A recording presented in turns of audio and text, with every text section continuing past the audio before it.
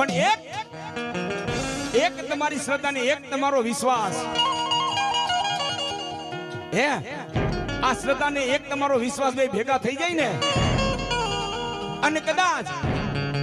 સતયુગના વખતની માલિકો જવો મારા વીણામાં આપણા ગઈઠાઈ માતાજીની ભક્તિ કરતા હે